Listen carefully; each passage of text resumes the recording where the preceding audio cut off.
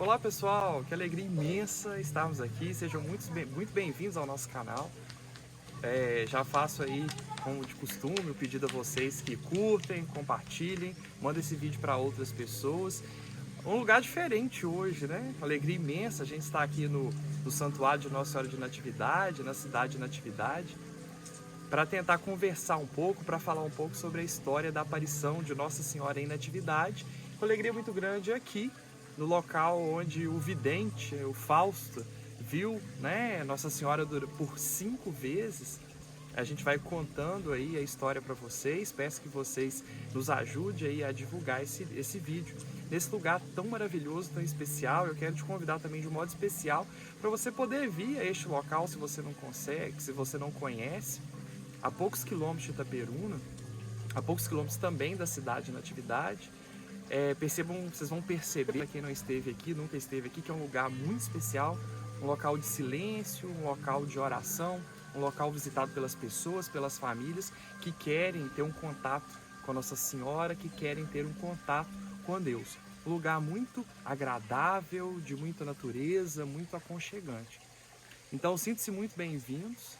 Nós vamos falar então um pouco sobre a aparição neste local tão maravilhoso. Aqui do lado corre um riozinho, um riachozinho, um curso de água, que onde Nossa Senhora aparece, ela aparece com os pés nesta água, e já é muito interessante que a gente sempre vê a relação dos locais de aparição de Nossa Senhora com a presença da água, né? A presença da natureza.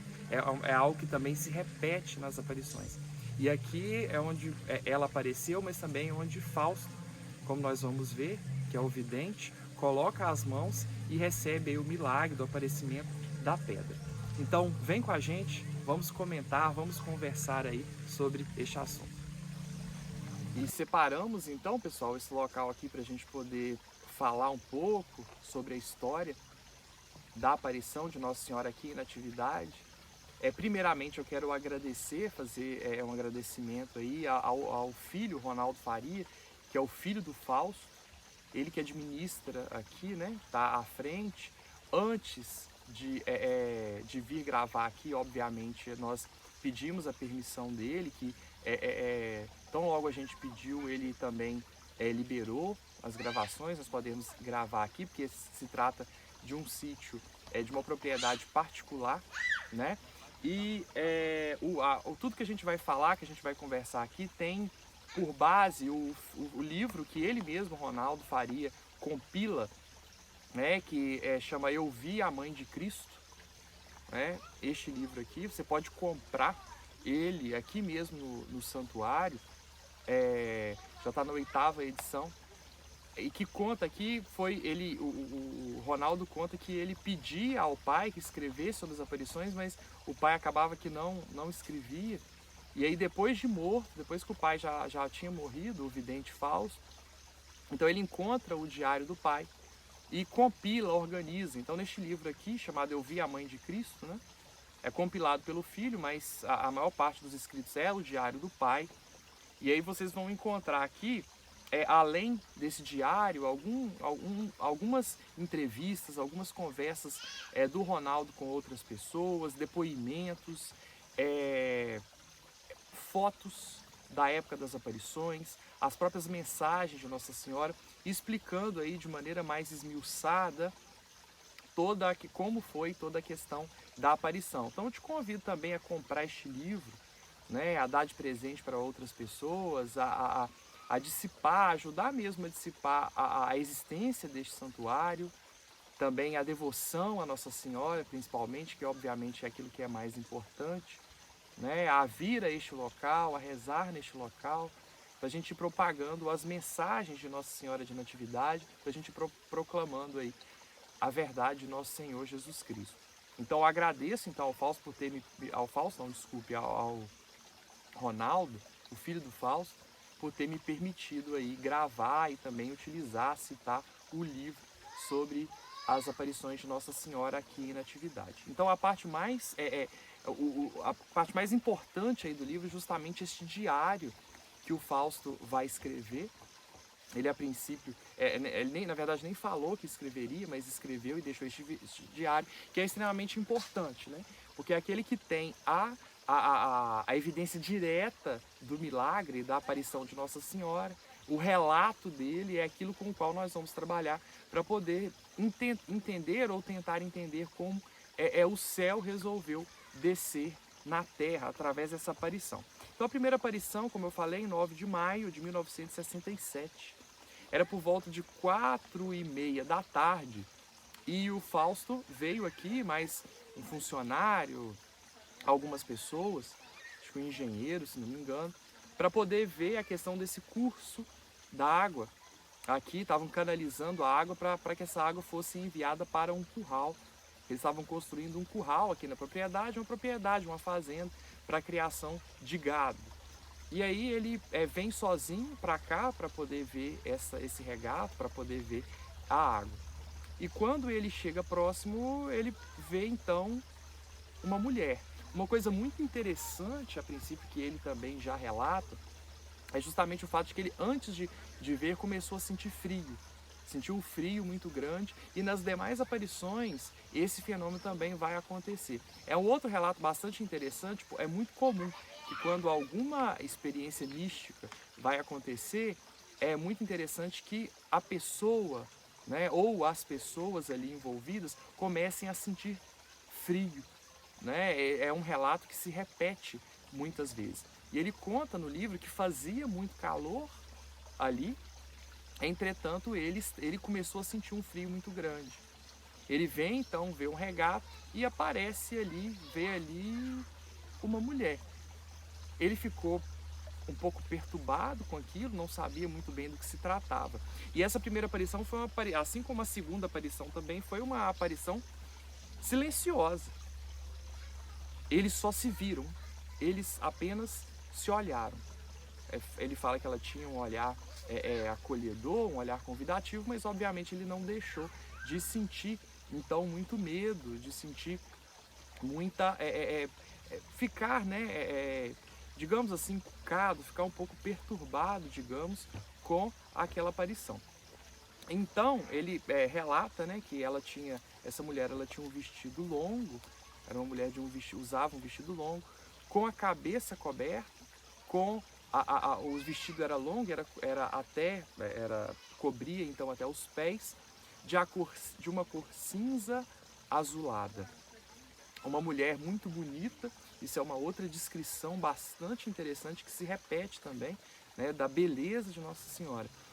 Os videntes, de um modo geral, né, um dos principais problemas aí que costuma ter é quando vai se fazer uma imagem, ou vai se fazer um ícone, ou um desenho, os videntes sempre olham e ficam insatisfeitos, sempre dizendo, olha, é impossível dizer a beleza que ela tem. Ela é muito mais bonita que esse retrato. E por melhor que seja o artista, o pintor ou o escultor, jamais ele consegue dizer perfeitamente como descrever ali, né, através de um retrato, né, de uma pintura ou de uma escultura, como é bela a Mãe de Deus, né?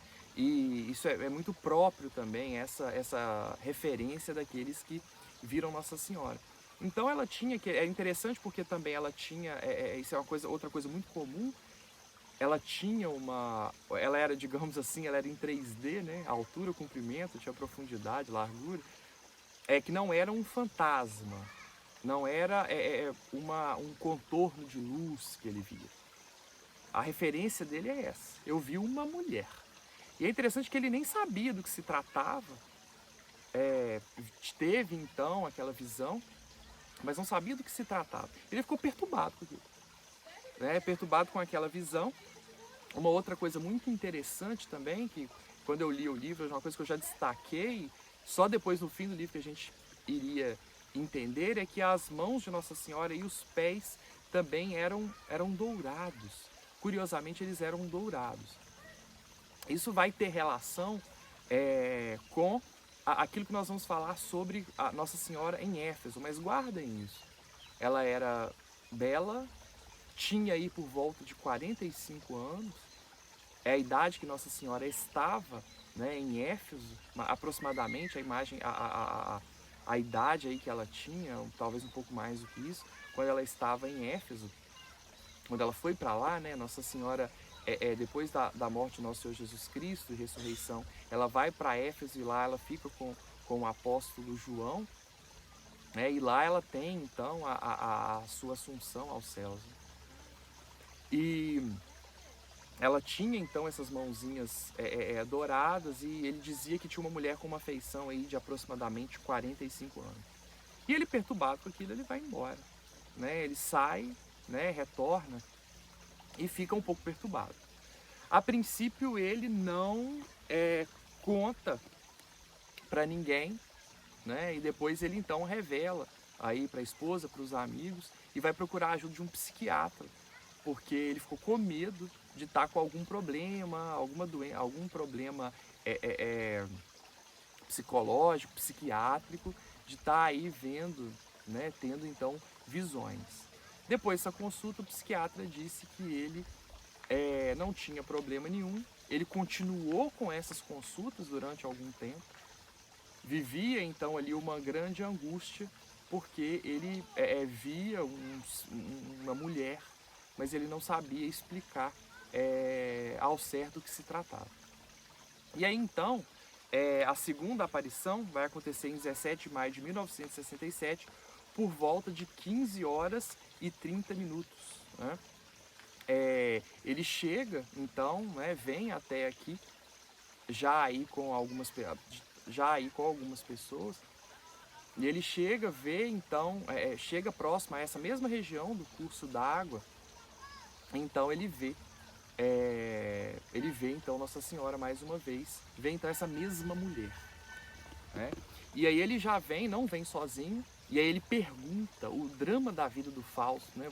Vou dizer assim, a grande prova de fé e de amor que ele teve que ter para Deus era justamente isso, né? Ele pergunta para quem estava com ele, né, se eles também viam, e ninguém via, né? Ele começou a sentir frio nessa segunda aparição também, e aí viu Nossa Senhora, mas perguntava e as pessoas ao lado dele também não viam. O Fausto foi um vidente solitário, no sentido de que, por exemplo, em Fátima você tem 3 pastorzinhos, né? Em La Salette também Nossa Senhora aparece a algumas crianças, e os videntes às vezes, né, em Nossa Senhora Mãe do Infinito Amor, por exemplo, aparece a 2 irmãos. Então não são duas, não era uma, sempre, geralmente, né, é muito comum que venha, que a Nossa Senhora apareça a mais de uma pessoa. Entretanto, o Fausto só ele viu. E isso para ele era muito difícil. A gente percebe ao longo dos escritos dele a grande angústia que ele sentia, que ele queria que alguém visse, para que ele confirmasse que ele não estava louco, que ele não estava doido. O Fausto era um homem tinha um perfil de vidente diferente também, né? Preciso dizer isso, e a gente vai vendo então todo o contexto. É interessante porque precisava ser um homem como ele, mas que ele não compreendesse bem isso, tinha uma dificuldade muito grande de entender, mas precisava de ser ele, no sentido de que era um homem mais bem preparado, diferente também do perfil dos videntes de Nossa Senhora, que geralmente são crianças, índios, gente, a Bernadette, por exemplo, né? Que entre aspas também são pessoas, entre aspas, muito entre aspas, sem importância, né? Quando Nossa Senhora, por exemplo, Bernadette vai pro convento, e aí ela passa, estavam conversando 2 superioras dela, e a superiora fala: Bernadette, é isso aí, né? Esses, muito comumente, são os escolhidos de Nossa Senhora, gente sem importância, gente aparentemente para a sociedade, né, que não tem tanta importância, não tem grandes méritos ou grandes títulos. Mas o Fausto, nesse aspecto, foi um vidente diferente, porque o Fausto era médico, o Fausto era advogado, o Fausto chegou a ser deputado estadual, né, um homem que tinha uma condição social, uma condição financeira melhor. E é importante, né, olhar para isso devido àquilo que Nossa Senhora pede, aquilo que ele vai fazer. Que o Fausto precisou ir à Turquia para ver as instalações da casa de Nossa Senhora, e aí lá, né, ele trazer todo esse projeto para poder fazer aqui, né, o local então né, fazer a única réplica da casa de Nossa Senhora. Então precisava ser um homem com maior conhecimento. O Fausto era bilíngue e depois da aparição começou a ler muito, estudar bastante o tema. E é interessante que o próprio ceticismo, vou dizer assim, do Fausto, não vou dizer ceticismo, mas o questionamento que ele fica do que se era Nossa Senhora, não era, se ele estava louco, não era, que foi a grande angústia que ele viveu, é muito próprio de uma pessoa que estuda, né? As pessoas que geralmente estudam mais, têm mais essa questão da dúvida, né? Essa questão mais cartesiana de duvidar de tudo. Às vezes o ensino acaba colocando isso em nós, né? De um modo geral. E realmente era muito interessante que um homem que estudou tanto, um homem de uma condição melhor, tivesse uma experiência como essa. Então ele fica cheio de dúvidas, aí também com a segunda aparição, vê Nossa Senhora, mas num dado momento um dos videntes um dos amigos que estavam com ele vai se aproximando, e quando ele se aproxima, chega bem perto a Nossa Senhora, né? O Fausto diz, olha, ela está ali, e a pessoa vai se aproximando. Então Nossa Senhora desaparece. E foi também uma segunda aparição sem diálogo. Não houve conversa, não houve diálogo entre eles. Apenas esses dois que se olhavam, né? O Fausto ficou muito medo, diz que ficou com o coração palpitando, nervoso, ansioso, etc., angustiado. Mas ela desaparece, então, e ele volta. E aí, né, o Fausto vem sucessivas vezes aqui a este local, né, e a terceira aparição ocorre então em 7 de julho de 1967. O livro tem um local, ele fala 7 de julho, em outro 12 de julho de 1967. Mas ainda neste mesmo ano, aí que ela vai ditar então a sua primeira, mensagem. E é bastante interessante que o Fausto, que assim, essas características das aparições, elas vão se repetindo, né? Quando uma coisa muito legal, muito interessante, é que ela vai se identificar então como Miriam, né? Miriam, e quando ele vai, né, nessa terceira aparição com pessoas ali ao lado, e ele não sabe o que significa, isso é muito interessante também, e ele diz, ela se chama Miriam.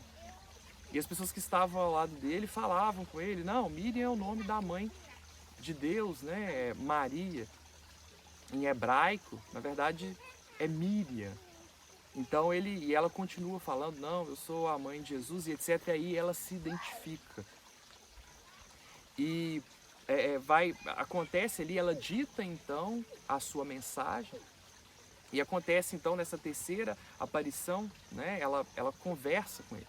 Uma coisa interessante é que ela tem uma voz suave, ele descreve isso, falava com um português com um sotaque bem brasileiro. E isso também é uma questão muito interessante. As aparições, por exemplo, você tem a aparição de Nossa Senhora em La Salette. Nossa Senhora ora, La Salette, né, fica na França, e Nossa Senhora falava com as crianças, ora em francês, ora com o dialeto local. É algo bastante interessante também. Nossa Senhora adequa a sua fala, isso é muito bonito, né? Porque ela adequa a sua fala aos videntes, né? Aqui ela aparece com um sotaque bem brasileiro, como ele refere, né? O que também é muito comum, porque ela está adequando a fala, o modo de falar, para dialogar de maneira mais precisa, dando maior experiência da verdade, como a gente fala, através daquele diálogo. Veja como é difícil, né? Quando você conversa com uma pessoa que tem aí já um sotaque diferente, já é muito complicado. Por mais que você fale o mesmo idioma, se você for a Portugal, se você tiver a oportunidade de conversar com um português, muitas vezes você vai ter dificuldade daquele diálogo por causa do sotaque, apesar de ser o mesmo idioma. Ou mesmo se você sair daqui e for no Nordeste, você vai sentir muita diferença em relação ao sotaque. Mas Nossa Senhora adequa a sua fala ao vidente, né? A fala do vidente, fala ao vidente como o vidente fala, para traçar aí um diálogo. E é interessante notar isso também, porque a mensagem de Nossa Senhora é uma mensagem com uma palavra, usa alguns termos um pouco mais rebuscados, próprio do fato de que ela vai estar conversando com um advogado, um médico, um deputado, né? No sentido de ela adequar também a fala a fala daquele filho que ela tanto ama. E aí ela vai conversando com ele, vai ditando então essa mensagem nessa aparição, né? E aí a gente vai falar então sobre dar continuidade então a essa terceira aparição, mas isso na semana que vem, no nosso próximo vídeo. Então aguardemos, se Deus quiser, na semana que vem a gente posta o próximo vídeo e a gente vai falar sobre esse milagre, essa Cefas, essa pedra misteriosa que aparece, né, miraculosamente nas mãos do vidente falso. Um abraço para todos vocês, fiquem com Deus, até semana que vem e não se esqueçam de mandar este vídeo, de curtir, de compartilhar, pode mandar suas perguntas. Teremos um amplo, um imenso prazer em responder a cada um de vocês. Envie aí este conteúdo para os seus amigos. Nossa Senhora de Natividade, rogai por nós.